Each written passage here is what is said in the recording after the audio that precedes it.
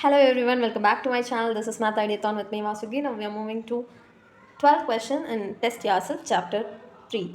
So in your 12th question paranga, Vivek invests rupees 4,500 in 8% and rupees 10 rupees share at rupees 15. He sells the share when the price rises to 30 and invests the proceeds in 12% rupees 100 shares at 125. Calculate the sales proceed, the number of rupees 125 shares he buys and the change in his annual income from dividend. So இதுதான் வந்து கொடுத்துருக்காங்க. But ரொம்ப confuse ஆகிக்க தேவையில்ல. First ஒரு பாயிண்ட்டாக வந்து கிளியராக understand பண்ணி கிவன் மட்டும் எழுதி வச்சுக்கோங்க. இது 12th கொஸ்டின். கிவன் பாருங்கள். கிவன் வந்து டோட்டல் இன்வெஸ்ட்மெண்ட் வந்து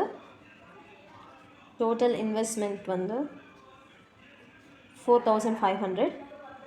நெக்ஸ்ட் வந்து 8% டிவிடெண்ட் சொல்லியிருக்காங்க. டிவிடெண்ட் பர்சன்டேஜ் வந்து 8%. ருபீஸ் என்வி பாருங்கள். என்வி வந்து 10 ருபீஸு, எம்வி வந்து 15 ருபீஸ். ஓகேவா?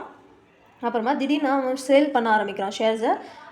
எப்போ வந்து சேல் பண்ணுறான்னா எம்வி வந்து 30 இருக்கும்போது ஹி செல்ஸ் த ஷேர்ஸ். ஓகேவா? எப்போ அவன் செல் பண்ணுவான்னா எம்வி ரேட் வந்து 30 இன்க்ரீஸ் ஆகினப்போ இது பண்ணுவான். ஸோ இது வந்து ஃபஸ்ட் கேஸ். இது வந்து செகண்ட் கேஸ் நம்ம இப்போ பார்க்க போகிறது. செகண்ட் கேஸில் அவங்க என்ன கொடுத்துருக்காங்க பாருங்கள். செகண்ட் கேஸில் வந்து ஆஃப்டர் சேல்ஸ் சேல் ப்ரொசீட்ஸ்னு கொடுத்துருக்காங்க பார்த்தீங்களா. ஸோ செகண்ட் கேஸும் இன்வால்வ் ஆகும். டிவிடெண்ட் பர்சன்டேஜ் வந்து 12%, என்வி வந்து 100, எம்வி வந்து 125. So calculate first to find வந்து ஃபஸ்ட்டு வந்து சேல் ப்ரொசீட்னா என்னது? டோட்டல் இன்வெஸ்ட்மெண்ட் கண்டுபிடிக்கணும். செகண்ட் வந்து நம்பர் ஆஃப் ஷேர்ஸ் கண்டுபிடிக்கணும். தேர்ட் வந்து the change in is annual income. So இதுதான் வந்து நம்ம கண்டுபிடிக்கணும். சேஞ்ச் இன் இஸ் ஆனுவல் இன்கம்னா ரெண்டு கேஸ்லேயும் வந்து நம்ம ஆனுவல் இன்கம் கண்டுபிடிச்சிட்டு ரெண்டுத்துக்கும் ஒன்று டிஃப்ரென்ஸ் கண்டுபிடிக்கணும். ஓகேவா? இது உள்ள தான் ரொம்ப ஈஸியான சம். நார்மலாக நம்ம முன்னாடி போட்ட சம் அது தான். இப்போ பாருங்கள். ஸோ ஃபஸ்ட்டு ஸ்டார்ட் பண்ணலாம். நம்மளுக்கு ஃபஸ்ட்டு சொல்யூஷன் வந்து ஃபஸ்ட் ஒன் என்ன? சேல் ப்ரொசீட் கேட்டிருக்காங்களா. சேல் ப்ரொசீட்னா என்னது? டோட்டல் இன்வெஸ்ட்மெண்ட் தான் வந்து கேட்டிருக்காங்க. ஸோ சேல் ப்ரொசீடுன்றது டோட்டல் இன்வெஸ்ட்மெண்ட் கேட்டிருக்காங்களா. நம்ம இதை எப்படி கண்டுபிடிக்கலான்னு பாருங்கள். ஃபஸ்ட்டு கேஸில் டோட்டல் இன்வெஸ்ட்மெண்ட் ஆல்ரெடி கொடுத்துட்டாங்க. ஓகேவா?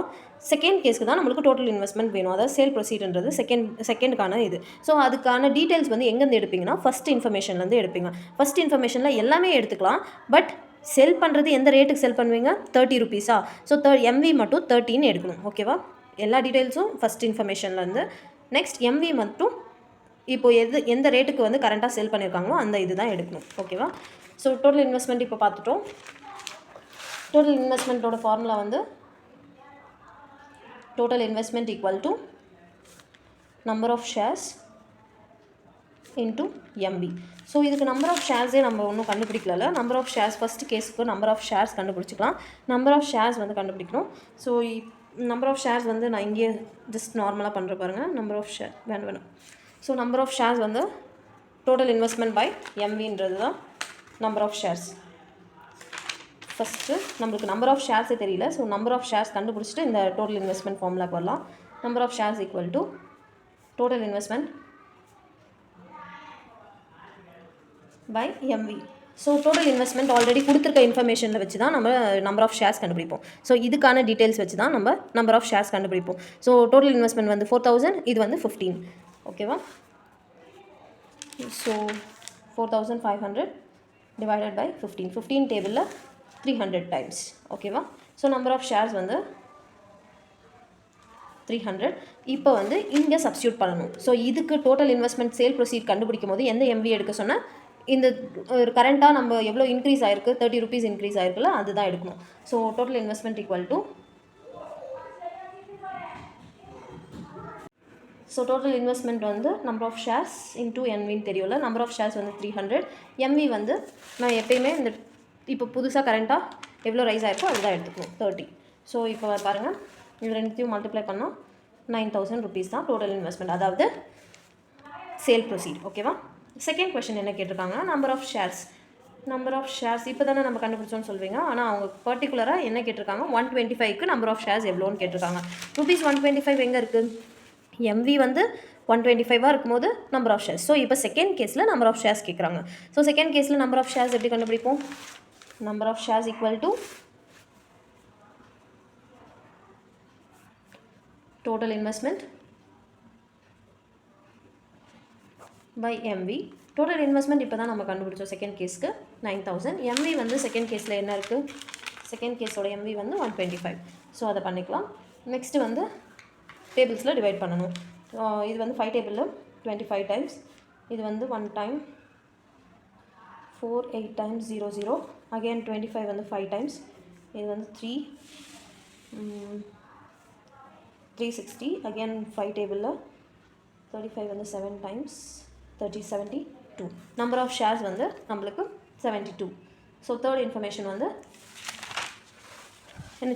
Change in is annual income. So ரெண்டுத்துக்கும் ஆனுவல் இன்கம் நம்ம கண்டுபிடிக்கணும். ஃபர்ஸ்ட் கேஸ் அண்ட் செகண்ட் கேஸோட annual income. So annual income equal to number of shares into D percentage of NV. இது வந்து again annual income equal to number of shares D percentage of NV. So first கேஸ்க்கு number of shares எவ்வளோன்னு கண்டுபிடிச்சோம்? 300. Dividend பாருங்கள். Dividend வந்து first கேஸில் 8%, 8/100 into 10, 8/100, NV வந்து 10. So இதை cancel பண்ணால் நம்மளுக்கு என்ன கிடைக்குது? 8 4s are 24, 240 தான் நம்மளுக்கு ஆனுவல் இன்கமாக கிடைக்குது ஃபஸ்ட்டு கேஸில். செகண்ட் கேஸில் நம்பர் ஆஃப் ஷேர்ஸ் இப்போ தான் கண்டுபிடிச்சோம் 72. டிவிடெண்ட் பர்சன்டேஜ் பாருங்கள். டிவிடெண்ட் பர்சன்டேஜ் வந்து 12/100 into 100, 12/100. என்வி வந்து 100 தான். ஸோ 72 12 மல்டிப்ளை பண்ணுங்கள். ஸோ இந்த மாதிரி ஃபாஸ்ட் கேல்குலேஷனில் என்னோடய ஷார்ட்ஸ் போட்டிருக்கேன். ஸோ ஈஸியாக எப்படி மல்டிப்ளை பண்ணணும்னு பார்த்துக்கோங்க. 2 7s are 14, 14 plus 2 16, 1 carry over 7, 7 plus 1 வந்து 8. ஸோ 8 6 4. ஸோ இதுக்கான change in is annual income தான் கேட்குறாங்க. Change in is annual income equal to